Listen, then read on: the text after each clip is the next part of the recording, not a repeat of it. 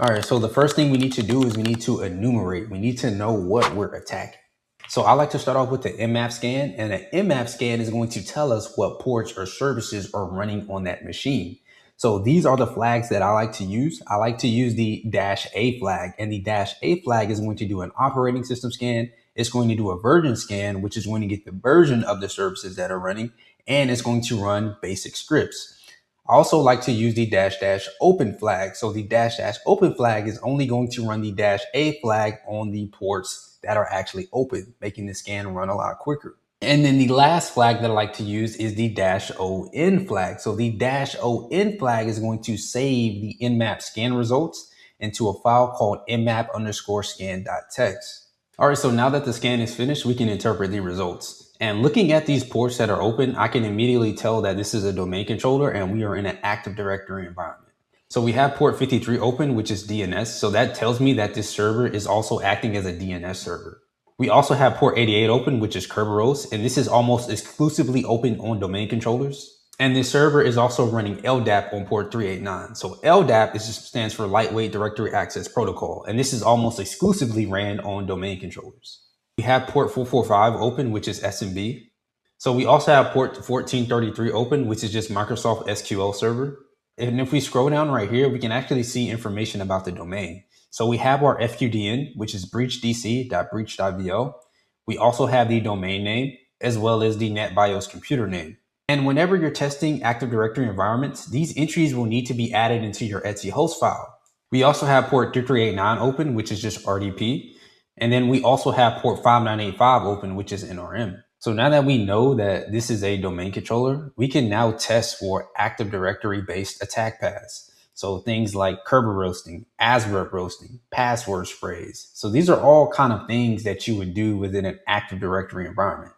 All right, so before we do that, we're just going to add the FQDN to our etc host file. And we need to do this whenever we're doing any type of pen testing within an AD environment. And the reason why is because a lot of the attacks won't work unless you're using the FQDN. So we're just going to do sudo nano etc host, and then you're just going to make your entry look just like this. So it'll be the IP, and then you're going to add an entry for the FQDN, and then you're going to add another entry for just the host name, and then you're going to add another entry for the domain name. And you're going to make your etc host file look just like this. And you're going to do this every time you do any type of testing within an AD environment. All right, so the first thing I like to do is I like to test for GEX access, and we can do this using netexec. So you just make your syntax look like this. So we'll be using the SMB protocol. And since we added the IP to our host file, we don't have to type in the IP. We can just type in the host name. And then we'll use the -u option, and then we'll just write guest. And then for the -p option, we'll leave this blank. And then we'll just use tactec shares to try to enumerate these shares. And we'll just hit enter. Okay, so after enumerating, we have two shares that stand out to me. So we have this user share that we have read access to, and we have this share that we have read and write access to. So since we have write access to this share, the first thing you should be thinking is, how can I drop a malicious payload into this share? And the first one that comes to mind is a malicious.link. So essentially, we can create a shortcut file that points to a resource that we control. So that way, when an authenticated user clicks on that shortcut file, it will trigger NTLM authentication, allowing us to capture their NTLM hash. So to create the .link file, we can do this from a Windows virtual machine. So you just want to switch over to your Windows virtual machine, and we're going to need to set these 8 variables. And for the target path variable, you'll need to change this to actually match your Kali machine's IP address. And then we'll hit enter. And we see that our shortcut file has now been created. So we'll just need to transfer this file back to our Kali VM. Now, if we go back to our Kali VM, we can actually create a network share using a tool called Empacket SMB server. You're just going to make your syntax look just like this. So we'll name the share, and then we're going to use the period because this is our current working directory. And for the -username, we can put anything we want in here, and we'll use the -password option, and you will just specify whatever password you want. And we're going to set the port for 445, and we're going to make sure SMB2 support is enabled on this. And then we'll just hit enter. And what this is going to do is it's going to configure a network share within this domain, and we'll be able to access that share from our Windows VM and drag files between our VMs. And this is definitely something that you need to know for the OSCP and just in general if you want to be a penetration tester, because you will have to transfer files to different machines. And this is one way to do that. And then now if we switch back to our Windows VM, we're just going to make sure we have File Explorer open, and we're just going to type in the IP address of our Kali machine. So at the search bar at the top, you just want to make sure it looks like this. So we'll do a double backslash, and you want to make sure you have your private IP address. And then we're going to do another backslash, and then we're going to type share, and then we're going to hit enter. And now we should be able to access all our files on our Kali VM. So now what we're going to do is we're just going to open up another File Explorer tab. And then now we're just going to drag our malicious.link file over to our Kali VM. Now, if we go back to our Kali machine and we do a ls of our current working directory, we should be able to see our malicious.link. So now we just need to authenticate into the share using that guest account and upload our Windows shortcut file. So you can do this with Impacket SMB client, and you just make your syntax look just like this. So you'll type the domain name, then the / and then the guest. And then we're going to do a colon. And then for the password, we'll leave this blank. And then we're going to do @ and this is going to be the host name of the domain controller. And if you remember, since we added the host name and the IP entry into our host file, we can now use the host name and we don't have to type in the IP address. So we'll just hit enter. And it's going to prompt us for a password. And we can just leave that blank. And then in order to look at the shares, we can just type shares. And these are all the shares that we were able to enumerate using netexec. So in order to connect to a share, we can just type use share. And then if we type ls, we're able to see all the files that are in this share. So we're just going to cd into the transfer folder. And now if we type ls, we're able to see other users' home folder. So in order to upload our shortcut file, we can just type put and then test.lnk. Now if we type ls, our shortcut file has been added to this path. So now we're just going to exit out of this, and then we're just going to clear our screen. And then now what we need to do is we need to use responder. And what responder is going to do is it's going to listen for incoming connections. So that way, when a user clicks on our shortcut file, it's going to sit in between that connection and capture their NTLM hash. And we can do this by just typing sudo responder, and then we're going to use the -i flag, and we're going to use ton0 since we're listening on the ton0 interface. And it was able to capture the hash, guys. And that is how you use shortcut files to capture other users' password hashes. So what we can do now is we can actually crack this using Hashcat. So we're just going to save this huge orange blob here, and we're just going to add it to a file. So we'll just type sudo echo, and then we'll just copy and paste that hash in here. And then we're going to output this into a file called hash.txt. And then now if we cat the hash.txt file, we now have our NTLM v2 hash. So now what we can do is we can use Hashcat to crack this. So you'll just type Hashcat, and then we'll type hash.txt, and then we'll just give it our word list. And then we're going to use the RockU word list, which contains over 14 million passwords from an actual breach back in 2008. And then we'll hit enter, and it should be able to detect the mode automatically and crack this password. And it was able to crack the password. You see right here, it says cracked. And then we have the password right here. So the password was computer1. And guys, that is how you crack password hashes using Hashcat. So now we're just going to authenticate with this account. So this is going to be julia.won as the user. So if we just clear our string here, and we'll just type netexec SMB. But instead of using guest, we now have a valid username. So we can just type that username's credentials. And then for the password, it will be computer1. And we got a plus symbol. So the authentication was successful, and we were able to retrieve this user's creds. And guys, that is how you crack password hashes using Hashcat. All right, so the first thing I like to check now that we have credentials is Kerberoasting. And we can actually check for this using netexec. So we're going to give it the ODAP protocol, and then you're going to type the host name or the IP of the domain controller. And then you're going to specify the username and the password. And then after that, you're going to use the -- Kerberoasting flag. And then we're going to save the output into a file called kerb_hash.txt. So now we'll just hit enter. And we have this huge orange blob, which is our service ticket. So we can actually crack this service ticket. And if we're able to crack it, we now have the password for this service account. So this service account is service_MSQL. So this is a highly privileged account. So now we can just crack this using Hashcat. So you'll just type Hashcat in your terminal, and then you'll type the name of the file that we saved the hash into, and then we'll give it the word list. And we're going to use the RockU word list. Now, if we hit enter, it should be able to detect the mode, and it was able to crack the hash.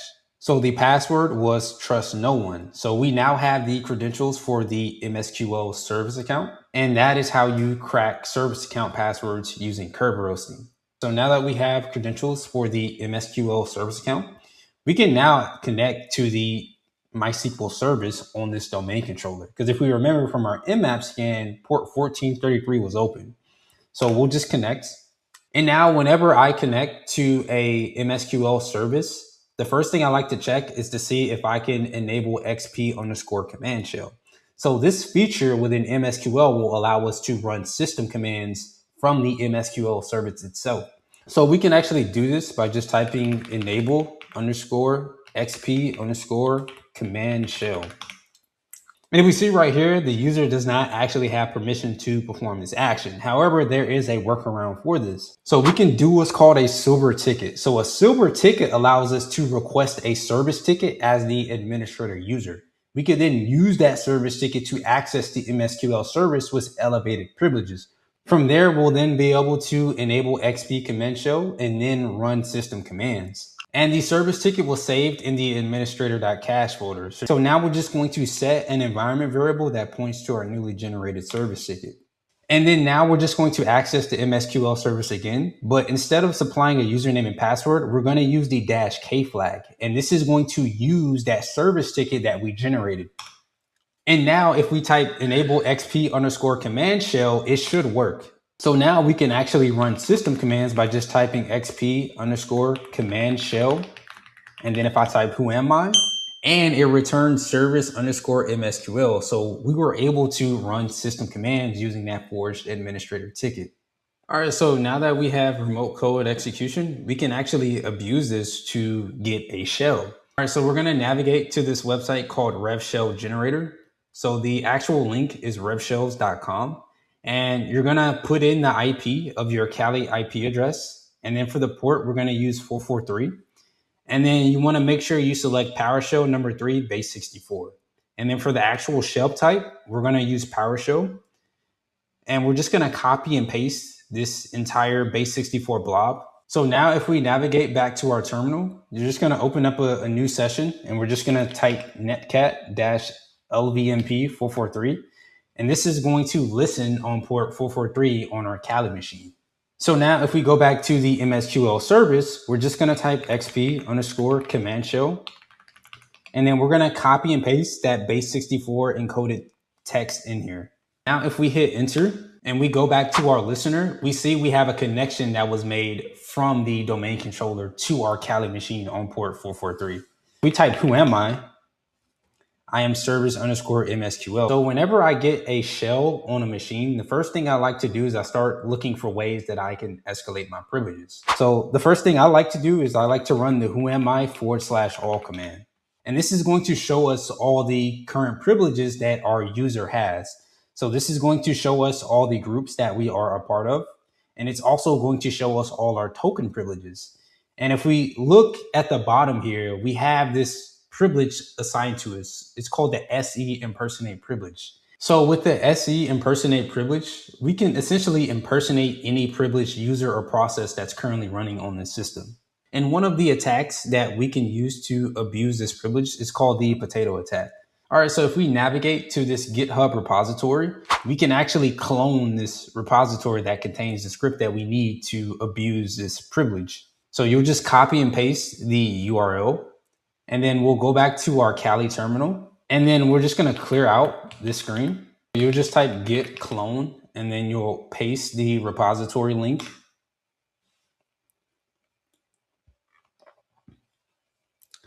Now, if we type ls, we now have the GitHub repository cloned to our Kali machine's current working directory. So we'll cd into the SigmaPotato directory. So this is the script that we're going to be uploading to the domain controller. All right, so we're also going to need to generate a payload, and we can do this with MSF Venom. So you're going to use the -P option, and we're going to use a Windows x64 reverse TCP payload. And then for the listening host, you're going to make sure you put the IP of your Kali machine. And then for the L port, we'll do 8080. And then we're going to save the file, and we're going to name it as chromeupdate.exe. So once we upload the invoke SigmaPotato script, it's going to execute our payload as admin, allowing us to get an elevated shell. All right, so now that we have both of the files ready, we just need to transfer them to the domain controller. All right, so now that we have both of the files ready, we'll just need to set up a web server so that way we can transfer it to the domain controller. And we can do this using Python. So you'll just type Python 3 and we'll use the -M option, and then you'll just write http.server, and then we're going to set up the web server on port 80. All right, and we're going to go back to the Windows machine and we're going to create a temp directory.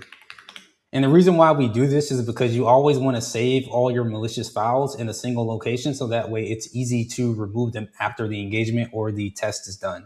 All right, so we can download both of these files using a program called circutil, and this comes pre-installed on pretty much all Windows machines. So you'll just make the syntax like this. So you just type circutil, and then you'll use the -URL cache. And then you'll use the -F option, and then we'll type HTTP, and then you will type the IP of your Kali machine. And then you'll just type the name of the file that you want to download. And we're going to download both the SigmaPotato PowerShell script, and then we're also going to download our MSF Venom payload. So we'll just hit enter. And now if we type the dir command, we now have our payload along with our PowerShell script. Now we're going to set up a listener on our Kali machine on port 8080. And this will be the same port that you specified when you created your MSF Venom payload. All right, so now I'm just going to load the functions from this PowerShell script into memory, so that way we can call them directly. All right, and then now we can execute the MSF Venom payload as system. And then if we check our listener on port 8080, we can see that we got a connection back from the domain controller. Now, if I type who am I am now in the authority system.